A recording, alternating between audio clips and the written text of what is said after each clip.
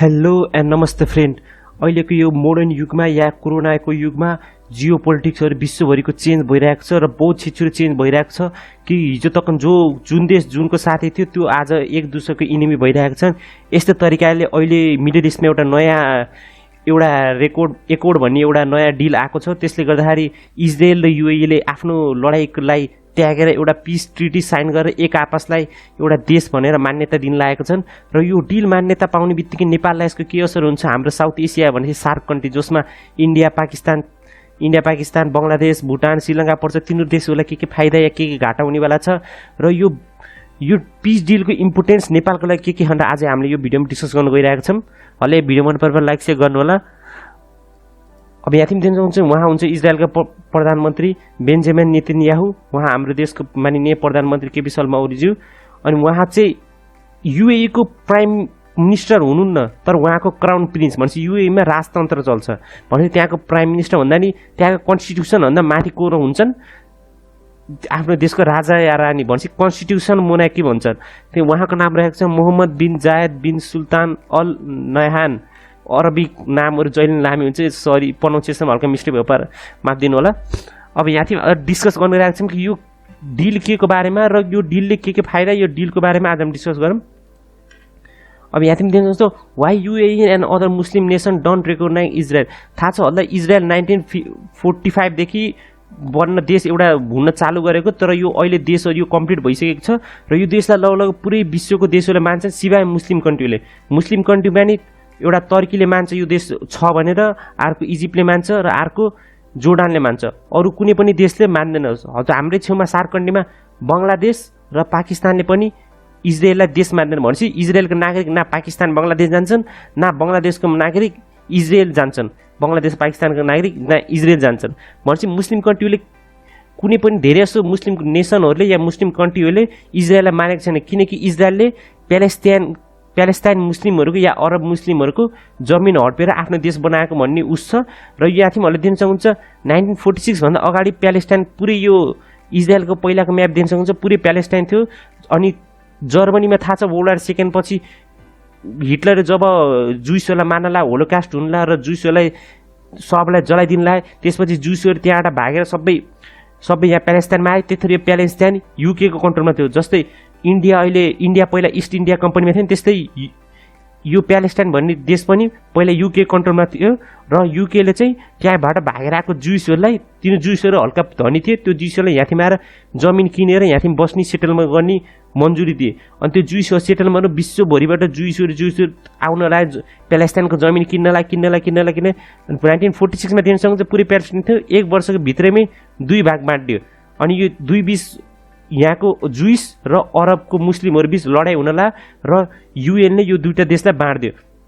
दुईवटा देश बाँड्ने बित्तिकै फेरि 1949 देखि 1965 तक इजरायल र अरब देशहरू बीच वार भयो। सपोज 6 डे वार भयो, अनि यहाँ थियौँ इजिप्टसँग वार भयो छुट्टै। त्यस्तो वारहरू हुँदाखेरि इजरायलले पुरै देशलाई पुरै अरब कन्ट्रीलाई जित्यो भन्न हल्ले सक्नुहुन्छ। पुरै अरब कन्ट्रीलाई जितेर प्यालेस्टाइनको अझै भाग जमिन अझै कब्जा गर्यो र यहाँ थियौँ गाजा स्ट्रिप र वेस्ट ब्याङ्क थियो, यो जोर्डनको कन्ट्रोलमा थियो र यो जोर्डन कन्ट्रोललाई नि पछि 2000 मा यो पुरै कन्ट्रोल हटाएर यो थियौँ देख्न सक्नुहुन्छ इजरायल पहिला यति सानो सेतो डर थियो, अहिले देख्न सक्नुहुन्छ इजरायल पुरै छ र मुस्लिम यानि कि प्यालेस्टाइनहरूको सानो एउटा गाउँ जस्तो भएको छ। त्यही भएर कुनै पनि मुस्लिम कन्ट्रीले इजरायललाई देश मान्दैन किनकि इजरायलले प्यालेस्टाइनको जमिन हडपेर आफ्नो देश बनाएको भन्ने एउटा उस छ। यो यसले त हामीलाई के असर हुँदैन किनकि हाम्रो र इजरायलको चाहिँ फरेन रिलेसन राम्रै छ। हाम्रो राजदूत इजरायलमा छन् र इजरायलको राजदूत हाम्रोमा छन् र हामी दुईटाले एक आपसलाई देश भनेर मान्यता दिन्छौँ र हाम्रो नागरिक एक आपसको देशमा ट्राभल गर्न सक्छन्। तर मुस्लिम कन्ट्रीले मान्दैन किनकि यिनले मुस्लिमहरूलाई हेपेको या हिंसा गरेको भन्ने एउटा उस छ। अब यहाँ थियौँ यो इजरायल र युएईमा बीच अब यो सम्झौता हुन लाग्यो, तर यो सम्झौता के हो यसको बारेमा चाहिँ कसले यो सम्झौता गराउन लाग्यो र यो डिलले गर्दाखेरि विश्वभरिमा के चेन्ज हुनेवाला छ यहाँ हेर्न सक्नुहुन्छ। अहिले Israel and the United Arab Emirate reach a historic deal on the Thursday that will lead to full normalisation of diplomatic relation between two middle eastern nation in an agreement the US president Donald Trump help broker. भनेपछि कुनै अहिले थाहा छ अहिले विश्वमा USA नै super power हो। अहिले जे पनि भन्नु इकोनोमिक सेक्टरमा चाइना अगाडि बढ्दै गए पनि मिलिट्रीमा अझै नै युएसए चाहिँ अगाडि छ र युएसएलाई कुनै पनि देशले च्यालेन्ज गर्न सक्दैन। युएसएको मेनली नेभीलाई युएसको नेभी नै वो देशको टोटल आर्मी भन्दा ठुलो हो। त्यही भएर जुन देशमा नि कुनै पनि ठुलो पिस डिल हुन्छ त्यसमा युएसएको केही न केही इन्भल्भमेन्ट अगाडि फ्रन्टमा नि हुनसक्छ, ब्याकमा नि हुनसक्छ। Under the agreement, Israel has agreed to suspend applying sovereignty to area of West Bank that it has been discussing annexing, senior White House official told Reuters. अब देखिन्छ इजरायलले यहाँ थिए मैले रोक्ने म्यापमा फेरि क्लियर देखाइन्छु होला। यो वेस्ट ब्याङ्क देख्नुभयो, यो वेस्ट ब्याङ्कको यो हल्का हल्का डर देखियो नि, अझ यो पनि कब्जा गर्ने भनेर इजरायलले प्लान एउटा बिल ड्राफ्ट गरेर आफ्नो कन्स्टिट्युसन या पार्लियामेन्टमा पास गर्न खोजेको थियो। तर यो डिल युएई र इजरायल बिच साइन हुने बित्तिकै इजरायलले यो गर्न पाउँदैन, किनकि यो युएईले एउटा उस दिएको छ त्यसलाई अल्टिमेटम, हल्ले यो साइन गर्ने बित्तिकै यो पिस डिल हामीले क्यान्सल गरिदिन्छ भन्न। तर इजरायलले यो रिस्क लिन्न, किनकि यो इजरायलले आफूलाई आफ्नो वजुद बचाउनको लागि अरू देशहरूसँग नि आफ्नो एक्जिस्टेन्स प्रुभ गर्नुपर्छ। त्यही भएर इजरायलले सकेसम्म वेस्ट ब्याङ्कलाई अहिलेको लागि चाहिँ हाल फिलहाल चाहिँ कब्जा गर्दैन। पछि चाहिँ के हुन्छ त्यो पछिको जियो पोलिटिक्सले बताउन सक्छ। तर अहिलेको हेर्दाखेरि, अहिले विश्वलाई हेर्दा र कोरोना काललाई हेर्दाखेरि यो इजरायलले चाहिँ वेस्ट ब्याङ्क चाहिँ अहिले कब्जा गर्न सक्दैन होला जस्तो मलाई लागिरहेको छ। The deal was product of lengthy discussion between Israel, the UAE and the United State that exceeded recently White House official. अहिले यो तीनटा देश मिलेर बनाएको डिल हो, इजरायल, युएई र युनाइटेड स्टेट। अनि यो हल्ले एउटा कुरा सोध्नुहुन्छ, यो डिलको नाम चाहिँ के होला त? यो डिल चाहिँ भयो, यो डिलको नाम चाहिँ के हो? यो डिलको नाम रहेको छ एब्राहम एक्कोर्ड। अब यो यसको नाम चाहिँ हल्ला एउटा यो एब्राहम भन्ने कुरा हल्ले सुनिराख्नु भयो होला। यो एब्राहम भनेको बहुत धेरै ठाउँमा हल्ले सुनिन्छ। यो एब्राहम भनेको रिलिजियस हो, के भनिन्छ भनेपछि क्रिस्चियन, इस्लाम भनेपछि मुस्लिम र जुइसहरूको जो पनि पूर्वज थिए नि तिनी सब एब्राहमको एउटा एब्राहमबाट यिनीहरू रिलिजनहरू छुट्टेको। जस्तै हाम्रो हिन्दू बुद्धिस्ट रिलिजन होला, हामीलाई बिलिभर भनिन्छ, या हामी आइडल गडहरू यस्तो हाम्रो छुट्टै हाम्रो धार्मिक बिलिभहरू छ। तर क्रिस्चियनहरूको यिनीहरू क्रिस्चियन, मुस्लिम या क्रिस्चियन, इस्लाम र जुइसहरूको चाहिँ एब्राहम भनिन्छ। तिनीहरूको रिलिजनलाई एब्राहमिक रिलिजन भनेपछि तिनीले एउटा भगवानलाई मात्रै मान्छन्। जबकि हामीले कोलाई मान्छौँ, हामीले थाहा बुद्ध भगवान मान्छौँ, बुद्ध भगवानको पनि थुप्रै अवतारहरू हुन्छन्। हिन्दू भगवान शिव भगवानको थुप्रै अवतार हुन्छन्। तर इस्लाम र क्रिस्चियनमा त्यस्तो हुँदैन, भगवान एउटै हुन्छन्। तर तिनीको मेसेन्जर चाहिँ पृथ्वीमा आएर भगवानको बाटो देखाउँछन्, त्यो मान्यता हो। अब्राहम भनेको ओन्ली वान गड, एउटा गड भन्दा धेरै गड हुन सक्दैनन्। अब यहाँ तिमी हुन्छ, अब यो एग्रिमेन्ट त भयो, तर यसलाई युएसएले किन यो एग्रिमेन्ट गर्न खोज्यो होला त? The agreement was sealed in a phone on Thursday between Trump, Israel prime minister Benjamin Netanyahu and Abu Dhabi crown prince. भन्थेन क्राउन प्रिन्स, पिएम होइन, किनकि यो कन्स्टिट्युसन मुनाकी हो। Sheikh Mohammed bin Zayed. Historic peace agreement between two great power of Middle East, Israel and United Arab Emirate, Trump wrote on Twitter. भनेपछि Trump यो सबभन्दा डिलको सूचना दिएकै ट्रम्पले यो सूचना दिएर ट्विटरमा आफ्नो पोस्ट गर्नुभएको थियो कि अझै तक विश्वमा सल्भ गर्न नसकेको प्रब्लम ट्रम्पले सल्भ गर्यो, भनेपछि ट्रम्प सरकारले सल्भ गर्यो। तर ट्रम्प सरकारले यो डिल चाहिँ किन सल्भ गर्न खोजे, यति आतुरीमा किन सल्भ गर्न खोजे त? यो कोरोना लाउने बित्तिकै यो किन छिचुर गर्न खोजे? यसको एउटा रिजन रहेको छ युएसएको इलेक्सन। युएसएमा अहिले डिसेम्बरमा 2020मा अहिले इलेक्सन हुनेवाला छ र ट्रम्पले जति डेभलपमेन्ट, जति इकोनोमिक बढाए पनि अहिले कोरोनाले गर्दा सबै युएसएमा सब इकोनोमिक डाउन भएको छ। युएसको जीडीपी ग्रोथ नेगेटिभमा गएको छ। युएसएमा बेरोजगारको सङ्ख्या 50 मिलियन, के अरे 5 या 10 मिलियनले बढेको छ। त्यस्तै हुँदाखेरि अब ट्रम्पलाई केही न केही एउटा हुन्छ नि कुरा चाहिएको छ जसले आफ्नो जनतालाई भन्न सक्छन् मैले गर्दा चाहिँ यो पिस डिल भयो र मैले फरेन पोलिसी दामी गराएर र युएसएको नाम विश्वभरि चल्यो भनेर एउटा आफ्नो भोटरहरूलाई आफ्नो दिलासा दिलाउन र आफू चाहिँ फेरि इलेक्ट भएर प्रेसिडेन्ट हुनको लागि ट्रम्पले यो गर्नुभएको। र ट्रम्पको मेन टार्गेट रहेको को छन्? ट्रम्पको मेन टार्गेट भनेको जुइस भनेपछि इजरायलको व्यक्तिहरू। अहिले हामीले चाहिँ सपोज हामी नेपालका व्यक्तिहरू डिबी पर युएसएमा गएर बसेको छन्, त्यही नागरिकता पाएको छन् नि, त्यस्तै गरेर जुइस भनेपछि इजरायलको पनि थुप्रै व्यक्तिहरू के अरे अमेरिकामा गएर अमेरिकाको नागरिकता पाएर बसेको तिनीहरूले भोट हाल्छन्। त्यतिखेर भोट हाल्दाखेरि जुइस, अरब र इभेन्जेलिकल क्रिस्चियन। तँलाई थाहा नै छ युएसए भनेको एउटा क्रिस्चियन डोमिनेटेड कन्ट्री भनेपछि त्यसमा 75% भन्दा बढी क्रिस्चियन छन्। त्यो मध्ये नै 25% त इभेन्जेलिकल क्रिस्चियन छन्। तिनी क्रिस्चियन भनेको को हुन्छ? तिनले इजरायललाई सपोर्ट गर्छन्। चाहे जुन सरकार आओस् या जे होस्, इभेन्जेलिकल क्रिस्चियनले नै सपोर्ट गर्छन्। इभेन्जेलिकल क्रिस्चियनले नै इजरायललाई फन्ड दिन्छन्, पैसा दिन्छन्, वेस्ट ब्याङ्कमा कब्जा गर, घर बना भनेर पैसा दिन्छन्। त्यही भएर इभेन्जेलिकल क्रिस्चियन 25% हुन्थ्यो। जुन सरकारले नि इभेन्जेलिकल क्रिस्चियनलाई नै इम्प्रेस गर्न खोज्छ नि त आफ्नो भोट ब्याङ्क बढाउनको लागि। त्यही भएर ट्रम्प सरकारले आफू फेरि रिइलेक्ट हुनको लागि इकोनोमिक सेक्टरमा त पुरै हारिसके, तर यो फरेन पोलिसीमा राम्रो देखाएर आफू रिइलेक्ट हुनको लागि एउटा यो बाटो चाहिँ हामीले यो मान्न सकिन्छ। किनकि राजनीतिमा सबै कुरा जायज छ, केही कुरा उस हुन्न, तलमाथि भन्ने कुरा केही हुन्न। अब यो डिल पछि के मुस्लिमहरूलाई के फाइदा हुन लागेको छ त? हामीले त्यो मुस्लिम युएईको साइडबाट नि हेर्नु पर्यो कि युएले यो डिल किन गर्नु। द एग्रिमेन्ट इन मेनसिप give Muslim greater access to Al Aqsa मङ्क्स in the old city of Jerusalem by allowing them to fly from Abu Dhabi to Tel अभिभ।हरूलाई थाहा छ युएईको क्यापिटल दुबई होइन अबुधाबी हो, र इजरायलको क्यापिटल अहिले तेल अभिभ हो। इजरायल आफ्नो क्यापिटल जेरुसलेम भन्छ, तर हाम्रो देशको भनेपछि नेपालको मान्यता या नेपालको नजरियाले हेर्ने हो भने त्यो अझै नै तेल अभिभ हो। तर अमेरिकाले आफ्नो स्टेटमा के भनेको छ भने इजरायलको क्यापिटल जेरुसलेम भनेर, तर हामीले अत्तन भनेको छैन। किनकि यसले गर्दाखेरि नेपाललाई नै मुस्लिम र जुइसहरूको बिचमा लडाइँमा हामी बिचमा पर्न खोजेको छैनौँ। त्यही भएर हामीले तेल अभिभलाई नै अझै इजरायलको क्यापिटल मानेको छौँ। अब यो अल अक्सा मक्स भने के भन्छ, क्रिस्चियनहरूको थर्ड होलिएस्ट साइट भनिन्छ यसलाई। अब यसको बारेमा मैले इस्लामको बारेमा धेरै कुरा थाहा छैन, मैले यो मात्र थाहा छ कि यो थर्ड होलिएस्ट साइट हो, किन भन्ने कुरा थाहा भएन। पछि यसको बारेमा मैले स्टडी गरेर मैले छुट्टै भिडियो बनाउँछु। सबै रिलिजियस फन्डामेन्टलिस्ट ग्रुप अनि उस हुन्छ नि रिलिजियस गुरुहरू सबको बारेमा मैले छुट्टै पछि भिडियो गराउने छु, हजुरले उस गर्नु भने। अब हिँड्दाखेरि चाहिँ तेल अभिभमा फ्लाइट गरेर सिधै अल मक्समा भिजिट गर्न मिल्छ।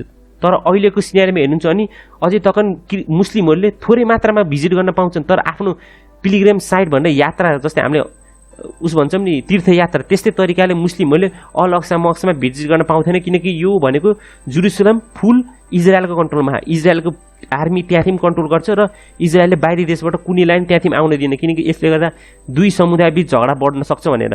त्यही भएर यो डिल हुने बित्तिकै मुस्लिमहरूलाई अल अक्सा मस्कको एक्सेस धेरै मिल्छ र धेरैजना आफ्नो रिलिजियस प्र्याक्टिस त्यहाँ गएर सुरु गर्न सक्छन्, चालु गर्न। The joint statement said that United Arab Emirates and Israel will immediately expand and accelerate cooperation regarding the treatment of and development of a vaccine for novel coronavirus and immediate pandemic. भनेपछि यो त एउटा देखाउनको लागि मात्रै statement, किनकि यसको main reason रहेको छ अब यो भ्याक्सिनहरू भनेको यो जनताहरूलाई देखाउनको लागि, तर यसको मेन रिजन के रहेको छ भनेपछि यहाँ तिमी देख्न सक्नुहुन्छ मुस्लिम दुनियाँ बाँडिदिए।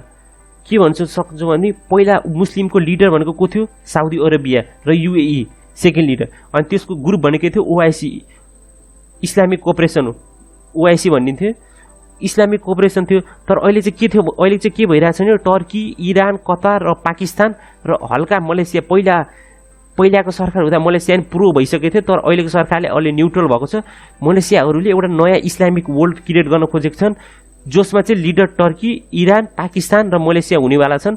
र यसलाई देख्दाखेरि युएई साउदी अरेबिया डराइरहेका छन्, किनकि युएई र साउदी अरेबियाको मेन दुश्मनहरूको को हो, इरान र टर्की। किनकि इरान भनेको सिया कन्ट्री हो, सिया र सुन्नी कुनै देशमा नि एक ठाउँमा बस्दैन, किनकि जुन देशमा नि हेर्छ लडाइँ भइरहेको छ। यमनमा हेर्नु सुन्नी र सिया बिच लडाइँ भएको छ, इराकमा हेर्नु सुन्नी र सिया बिच लडाइँ भएको छ, अनि त्यहाँदेखि सिरियामा नि सुन्नी र सिया बिच लडाइँ भइरहेको छ। त्यही भएर यदि इरानको प्रभाव धेरै बढ्यो भने साउदी अरेबिया पनि सिभिल वार हुनसक्छ, सुन्नी सिया बिच लडाइँ हुनसक्छ भनेर साउदी अरेबियाको आफ्नो हुन्छ नि राज शासन बसाउनको लागि तिनीहरूले यो नयाँ इस्लामिक वर्ल्डलाई उस हुन्छ नि एपियर हुन दिएको छैनन् या फुल सपोर्ट दिएको छैन, र विश्वलाई नि यो सपोर्ट दिन नमानेको छैन। सपोज पाकिस्तानले सपोर्ट दिन खोजेको थियो, त्यही भएर अहिले साउदी अरेबियाले पाकिस्तानलाई दिएको लोन मागेर 2 बिलियन जति मागिसक्यो र आफ्नो ओइलको सपोर्ट पुरै क्यान्सल गरिदियो, किनकि पाकिस्तान नयाँ इस्लामिक वर्ल्डमा जोइन हुन गइरहेको थियो।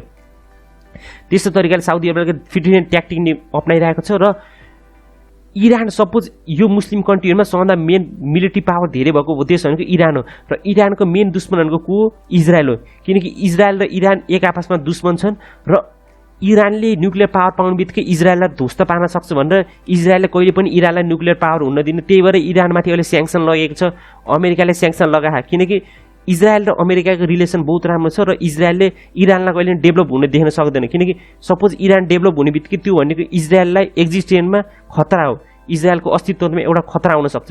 त्यही भएर इजरायलले त्यो हुन नदेख भएर भन्छ नि enemy of your enemy is my friend भन्छ।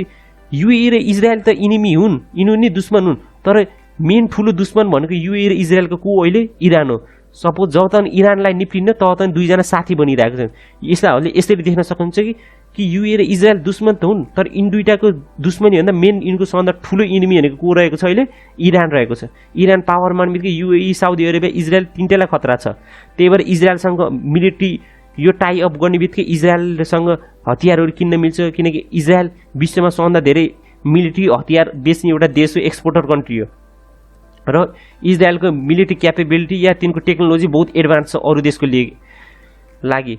अब यो त भयो सबै जियो पोलिटिक्स। अब यसले गर्दा चाहिँ नेपाललाई के उसो हुन्छ त? मेन कुरा त हामीले नेपालको बारेमा हेर्ने हो, हाम्रो जनता या हाम्रो देशलाई के फाइदा हुनेवाला छ त? Why friendship between Israel and UAE matters for Nepal. नेपाललाई के फाइदा या के घाटा हुनेवाला त? अब यहाँदेखि पढ्न सक्नुहुन्छ, Nepal import most of its fire power and military equipment for Israel cause Israel is one of the best producer of arm products. We also have a great relationship with Israel. भनेपछि इजरायल र नेपालको relationship त राम्रै छ, अहिले बुझ्नुभयो। तर इजरायलसँग हाम्रो अझै एउटा के रिलेसन राम्रो छ भने मिलिट्री रिलेसन राम्रो छ, किनकि विश्वमा सबभन्दा एडभान्स र सबभन्दा टेक्नोलोजीमा अगाडि भनेको देश भनेकै इजरायल हो। इजरायल देश सानो छ, तर त्यहाँको मिलिट्री क्यापेबिलिटी हजुरले देख्न सक्नु। त्यो यति सानो देशले पनि पुरा अरब कन्ट्रीलाई हरा भनेपछि त्यसको मिलिट्रीमा केही न केही त पावर होला नि। तिनीहरूको आर्म फोर्स, तिनीहरूको ट्याङ्क, तिनीहरूको एन्टी ब्यालिस्टिक मिसाइल सब चिज बेस्ट छ। त्यही भएर नेपालले नि तिनीसँग बहुत गनहरू, हामी ठुल्ठुलो ट्याङ्कहरू त अत्तान परचेस गरेको छैनौँ, किनकि हाम्रो देशको बजेटमा आर्मीलाई त्यति उस्ने छैन। त्यही पनि हामीले सानो ड्रोनहरू अनि लाइट कम्ब्याट एयरक्राफ्टहरू सानो हुन्छ नि ड्रोन जस्तै, तर अटो पाइलटमा चल्ने ड्रोन भन्न नमिल्ने, तर स्टेट मोड के भनेपछि साइलेन्टमा चलेर इनिमी टार्गेटलाई गरेर अट्याक गरेर बम ब्लास्ट गर्ने त्यस्तो तरिकाको हामीले पोडो गरेर किन्छौँ। र यो त अब इजरायलसँग हामीले किन्ने त आमहरू भयो, र इजरायलसँग हामीले वाटर म्यानेजमेन्टको टेक्निकहरू सिक्छौँ, किनकि विश्वमा सबभन्दा धेरै टेक्नोलोजीमा एडभान्ससँग देश के इजरायलसँग हामी फ्रेन्डसिप राख्यो भने हाम्रो टेक्नोलोजी नै इम्प्रुभ हुँदै जान्छ, अनि हामी दुईटा बिच एउटा कोअपरेसन तरिकाले हामीले अगाडि बढ्न सक्छौँ। अनि हाम्रो युए चाहिँ किन इम्पोर्टेन्ट छ त? UAE is the most important country for Nepal cause many Nepalese people work there and earn money send back to Nepal and our economy run. भनेपछि युए चाहिँ हाम्रो मिलिट्रीको नजरले त्यति इम्पोर्टेन्ट छैन, तर हामीसँग इकोनोमिक रिजनले चाहिँ युए इजरायलभन्दा पनि ठुलो छ, किनकि हाम्रो देशको बहुत युवाहरू या हाम्रो देशको जनताहरू युएमा गएर पैसा कमाउँछन् र त्यहाँबाट कमाएको पैसाले रेमिट्यान्स अर्न गरेर हाम्रो देशलाई पठाउँछन् र हाम्रो देशमा एउटा इकोनोमिक एक्टिभिटी हाम्रो साइकल रन हुन्छ। अनि त्यो रन हुने बित्तिकै हामीले युएसँग हामीले त्यो त भयो। अनि त्यही भएर हाम्रो नेपाललाई के दुःख हुन्थ्यो भने इजरायलसँग नि हामी राम्रो रिस्ता या रिलेसनसिप राख्नुपर्छ र युएसँग पनि रिलेसनसिप राख्नुपर्छ। तर दुईवटा इनिमी कन्ट्रीसँग रिलेसनसिप राख्न बहुत अप्ठ्यारो हुन्छ। सपोज हामीले धेरै प्रो इजरायल कुरा गर्नलाई पनि युए रिसाएर हाम्रो वर्करहरूलाई निकालिदिन सक्छ, र हामीले नेपालले प्रो युएई तरिकाको हामीले कुरा गर्नलाई हामी इजरायलले फेरि हामीलाई मिलिट्री नयाँ एडभान्स मिलिट्री हामीलाई नदिएर इन्डिया चाइनालाई बेच्न सक्छन्। त्यसले गर्दा हाम्रो एउटा डिफेन्सको नजरियाले हामी कमजोर हुन्छौँ। त्यही भएर नेपाललाई पहिलेदेखि एउटा सन्तुलित तरिकाले नेपाल अगाडि बढिरहेको थियो कि युएईलाई यति हेल्प युएबाट लिने, यति हेल्पबाट इजरायल, यस्तो मिलिमिली सानो के पछाडिबाट काम गर्थ्यो, हामी पुरो भएको थिएनौँ। तर एकचोटि यो युए र इजरायल एकचोटि फ्रेन्ड हुने र दुइटै पिस डिल हुने बित्तिकै नेपालले अब खुलेर इजरायलसँग जे पनि हामीले डिफेन्स इक्विपमेन्ट किन्न सक्छौँ र युएईले हाम्रो वर्करहरूलाई निकाल्छ भन्ने हामीलाई डर हुँदैन, किनकि दुईवटा देशबीच पिस डिल साइन भइसक्यो र युएईले हामीले पुरो युएई भएर पनि कुरा गर्न सक्छौँ, हामीले इजरायललाई उङ्ली उठाउन सक्छौँ, त्यतिखेर इजरायलले पनि केही भन्न सक्दैन। अब यहाँ Nepal has a good relationship between both country which mean if Israel and UAE make a peace it automatically improve Nepal foreign policy. भनेपछि यो हुने बित्तिकै नेपाल फरेन पोलिसीमा धेरै दबाब आउँदैन र हामी कुनै देशको नि प्रो हुनु पर्दैन र हामी न्युट्रल भएर दुईटै देशलाई फ्रन्टमै विश्वको अगाडि हामी इजरायलसँग डिफेन्स नि किन्न सक्छौँ र हाम्रो इकोनोमिक सेक्टरमा युएसँग हामी हेल्प पनि लिन सक्छौँ। यस्तो तरिका हामी नेपाल फरेन पोलिसीमा एउटा विजय या जित जस्तो हुन्छ। अब यो त भयो आजको भिडियो, यो त भयो। अब यो यो भिडियो हेरेर होला हजुरको यो थट के छ? यो पिस डिल राम्रो छ, यो पिस डिल कामयाब हुनेवाला छ कि मुस्लिम अरू देशहरूले जस्तै पाकिस्तानले यो डिलको विरोध गरिरहेको छ, यस्तै विरोध गरेर युएईले यो डिल क्यान्सल गरिदिन्छ कि यो डिल हुने बित्तिकै नेपाललाई राम्रो हुन्छ र हाम्रो सार्क कन्ट्रीमा एउटा हुन्छ नि डिफेन्स र इकोनोमिक सेक्टर दुइटै साथसाथ अगाडि बढ्नेछ। हजुरको यसमा के ठट छ अहिले मलाई कमेन्टमा लेखेर बताउन सक्नुहुन्छ। हल्लै भिडियो मन परेमा सेयर गर्नुहोला, लाइक गर्नुहोला र सब्सक्राइब गर्नुहोला। हस् त, धन्यवाद। God bless you, see you next time. जय नेपाल।